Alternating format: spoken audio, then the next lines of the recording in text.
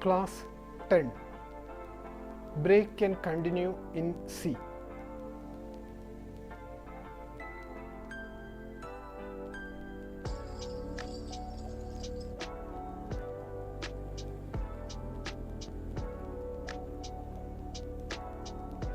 Slide 1.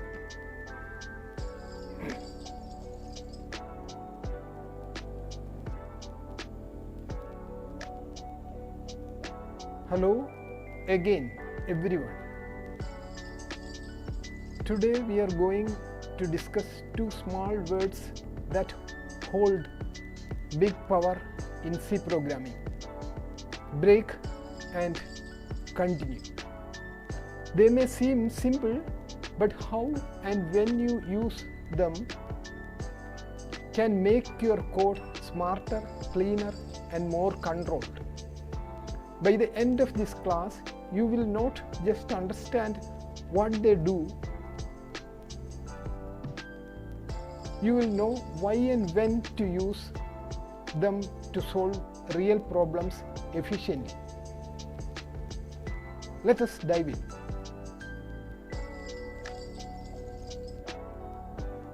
The break statement. First, let us meet the break statement. Now imagine you are in a loop, but at some point you don't want to go all the way to the end. You want to exit early.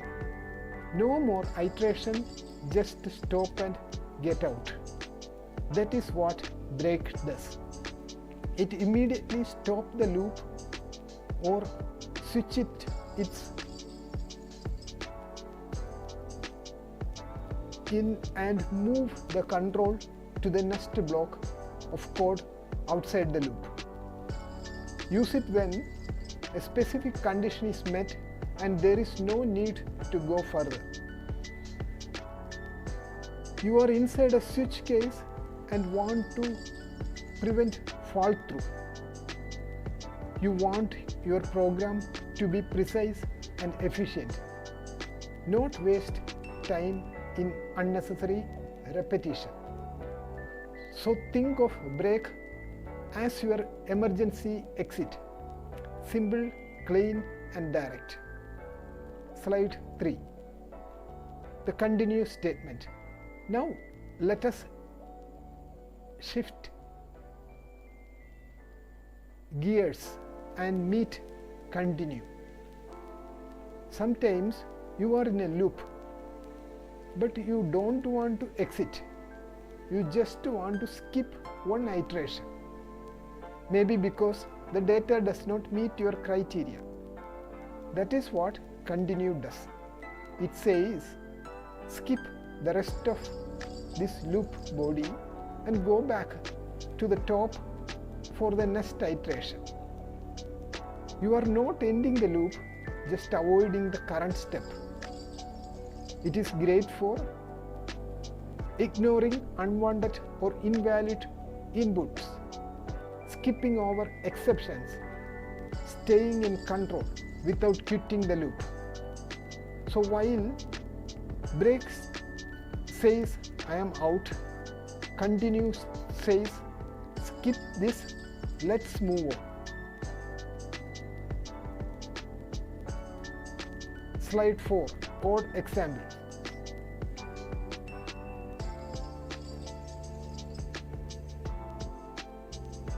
Both codes and its output are given. First one is example for break, second one is example for continue. Please go through the code and think about the output. The first one will print 1, 2, 3 and 4.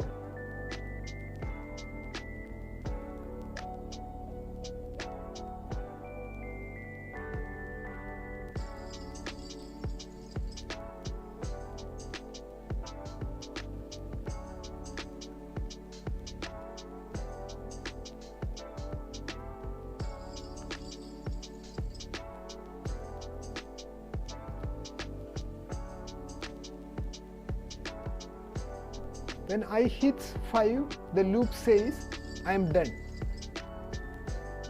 Then it breaks. Second example, continue. Example is about continue.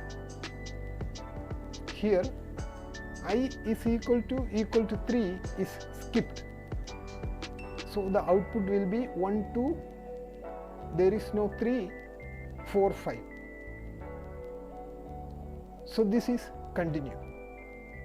Simple changes, but they give you precise control over what your loop does. Slide 5, practical and assignment. Let us practice. Write a program that prints number from 1 to 20 but stops the moment it hits a number divisible by 7. The key idea, as soon as we find something we are not interested in continuing, we break. Here is a sample. The sample program is given here. So here if I %7 means the number is divisible by 7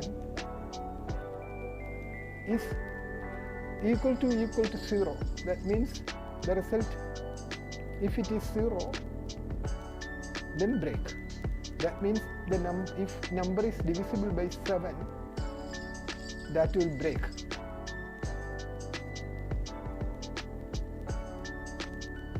And it will come out of the curly braces.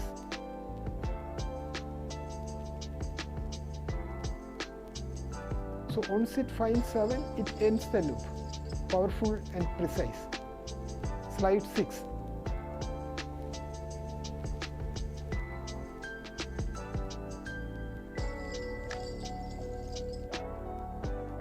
Your assignment or nested challenge. Print numbers from 1 to 15 but skip any number that is a multiple of 3. Here we don't want to stop the loop, just skip a few numbers. Use continue and the modulus operator modulus to check if a number is divisible by 3. The loop should say if the number is a multiple of 3, skip printing, otherwise print it. This is how professionals handle exceptions without interrupting the main flow.